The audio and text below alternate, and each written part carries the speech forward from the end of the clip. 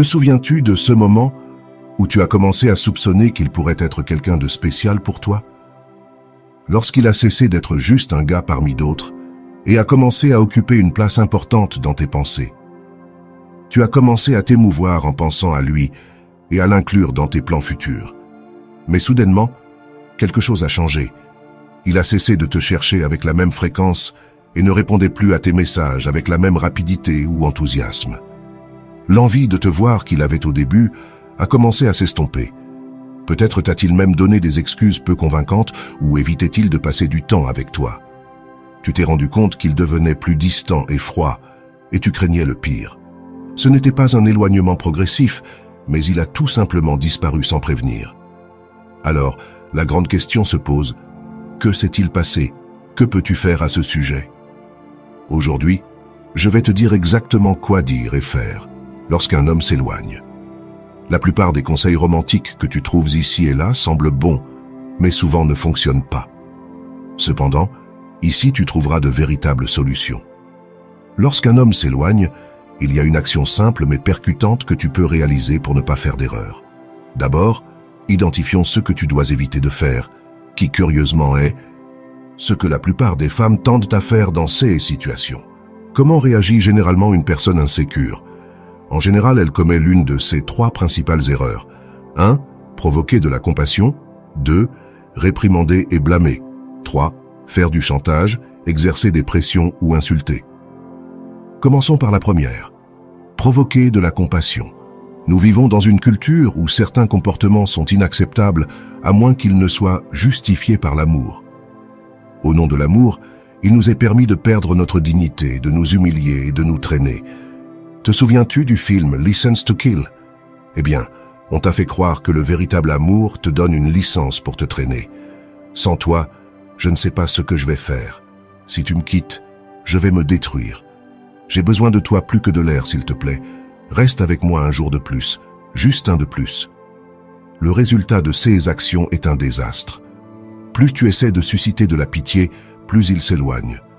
S'il est une bonne personne, il pourrait rester un peu plus par pitié. Cependant, chaque moment qu'il passe avec toi par compassion est comme une dose de poison dans la relation. La pitié tue l'attraction. Lorsqu'il sera enfin libéré de cette obligation, il gardera un souvenir si négatif de l'expérience qu'il préférera éviter de penser à toi. Donc, naturellement, il essaiera de ne pas le faire. La deuxième tactique, essayer de le faire se sentir coupable, ne fonctionne pas non plus.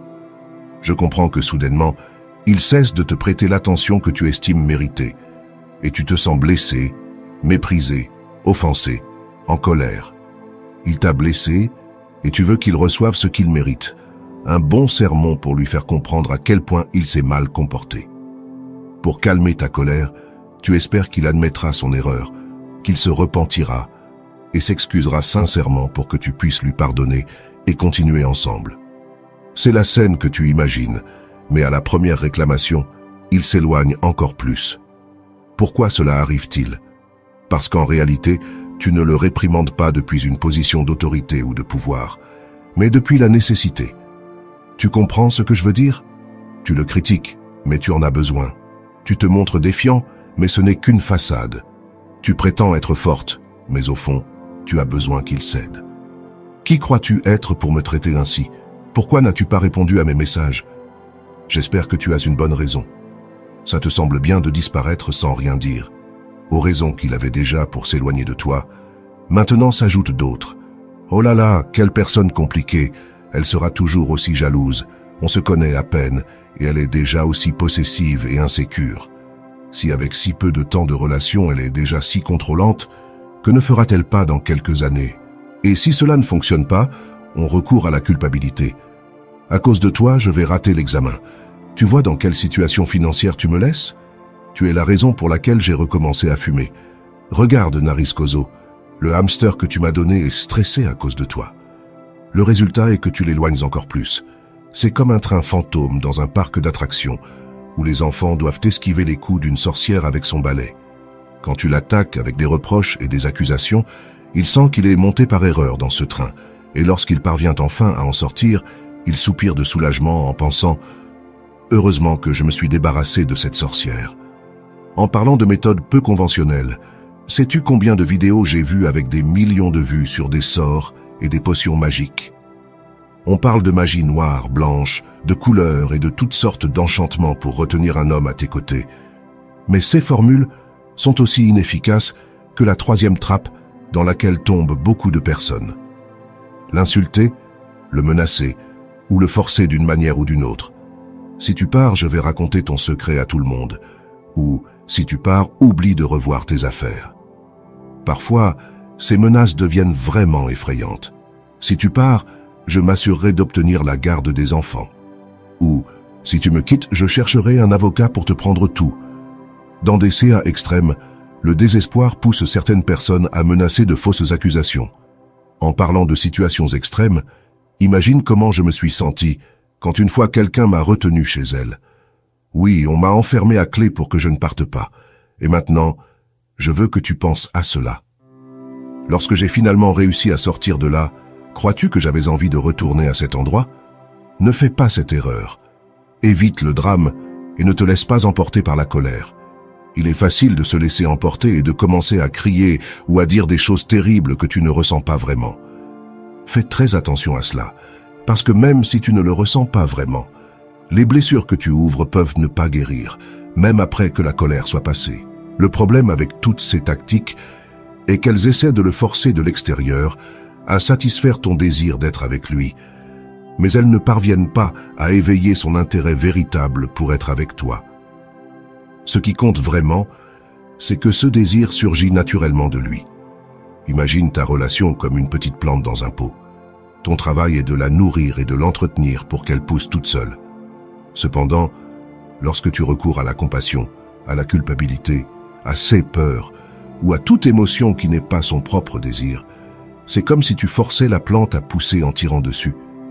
Et certaines personnes, en voyant que la plante semble pousser un peu plus en tirant dessus, croient à tort qu'elles aident, mais en réalité, elles la blessent. Observe également que toutes ces stratégies naissent de la nécessité. Comme je te le dis toujours, la nécessité éloigne. Alors que d'autres personnes essaient de susciter la pitié, la culpabilité ou le chantage depuis une position de besoin, toi, en tant que personne sûre de toi-même, tu vas adopter une approche d'indépendance. Prête? Je vais te montrer comment parler à cet homme qui s'éloigne de toi et le surprendre complètement. Dis-lui simplement, je veux être honnête avec toi. Tu es une personne merveilleuse avec beaucoup à offrir, et j'aimerais continuer à explorer et à connaître ses qualités. Mais depuis quelque temps, je te sens différent. Je veux savoir ce qui se passe et s'il y a quelque chose que je puisse faire pour améliorer la situation. J'aimerais que tu me le dises en toute sincérité. Tu peux personnaliser cette phrase selon ton contexte ou en créer une similaire avec le même message. Après cela, éloigne-toi et concentre-toi sur toi-même et sur ta vie, car en faisant cela, tu auras déjà rempli ta part et ce sera à lui de faire le prochain pas. Et sais-tu pourquoi cette façon d'agir est si efficace? Parce que tu envoies tous les bons signaux sur toi. Pour commencer, au lieu de commencer par des accusations ou des critiques, tu choisis de donner le bénéfice du doute. Tu peux avoir tes propres suppositions, mais tu lui donneras toujours le privilège du doute et le traiteras comme s'il était innocent jusqu'à preuve du contraire. Cela fait qu'il ne se sent pas attaqué et, en même temps, montre que tu es une personne intègre qui attend la même chose des autres. En supposant son innocence, tu communiques que tu es une personne qui se valorise et qui s'entoure de personnes avec de grandes valeurs. De cette manière, tu établis des attentes élevées pour ton partenaire, des attentes qu'il se sentira motivé à remplir. De plus, en mentionnant que tu souhaites continuer à le connaître, tu réalises deux choses. Premièrement, il comprendra que tu ne te précipites pas ni ne cherches à le piéger. Deuxièmement, tu le fais se sentir spécial et apprécié. Et sais-tu ce que nous faisons lorsque quelqu'un nous fait nous sentir aussi bien? Nous voulons passer plus de temps avec cette personne. D'autre part, il verra que tu n'as pas peur d'être honnête et d'exprimer tes sentiments. Tu seras la personne sûre de toi qui ne cache pas sa vulnérabilité, éliminant la nécessité de jouer à des jeux mentaux. Tu vois, tu désarmes toutes les barrières, évitant les conflits d'ego et l'encourageant à faire de même par ton exemple. Enfin, tu lui montres que tu es une personne qui cherche des solutions au lieu de se concentrer sur les problèmes, qui préfère construire plutôt que dramatiser. Te rends-tu compte à quel point il est difficile de trouver quelqu'un comme ça? parce que tu essaies de comprendre, de découvrir et de grandir. Pourquoi? Pour t'améliorer.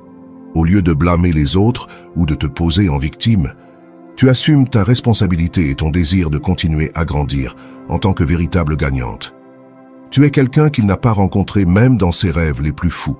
Permets-moi de le souligner une fois de plus. Ce type d'approche n'a de sens que si ensuite tu lui donnes de l'espace et te concentres sur toi-même, tes objectifs, tes intérêts, ton attractivité et sur la connaissance d'autres personnes.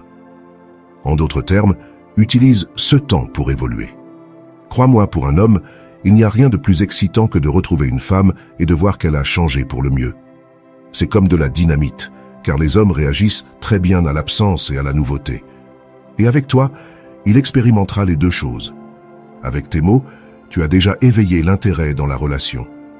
Maintenant, il est temps de lui donner de l'espace. Que gagnes-tu en le laissant tranquille et en continuant ta vie? Facile, non? C'est tout ce que tu as à dire et à faire.